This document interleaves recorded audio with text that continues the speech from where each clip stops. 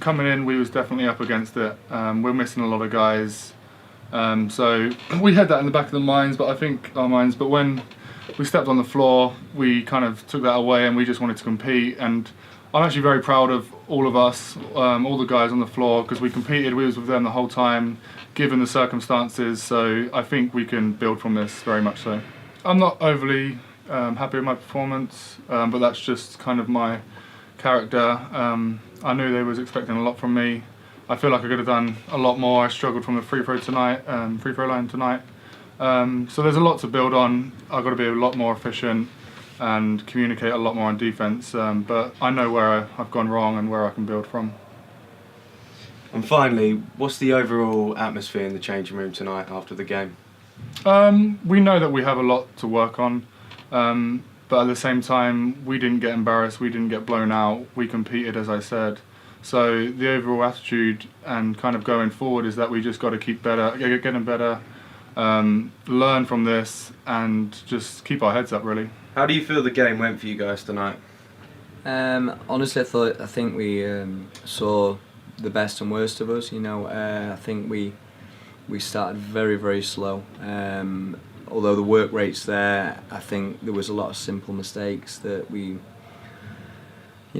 gave up. Certainly offensively we were turning the ball over a little bit too much. We made a good run, we rallied in the second quarter, excellent, and then the third quarter again we started with a quick shot, 2 turnovers, and I think it kind of escalated from there. Again we dug in, and we got it back to a game that we should have been able to manage. And I think the one difference in the second half was they went up. Their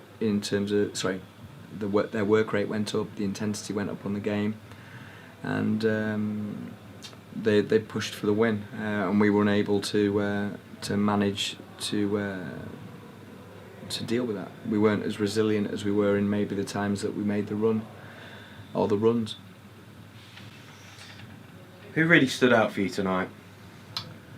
I thought Zach was solid tonight. Zach Wells was solid. I think Rob Marsden did really well. He's basically played with an injury tonight, and I think they played off each other quite well. And that's the first time really we've seen what that partnership on the interior could forge down the line. I thought James Banton was excellent.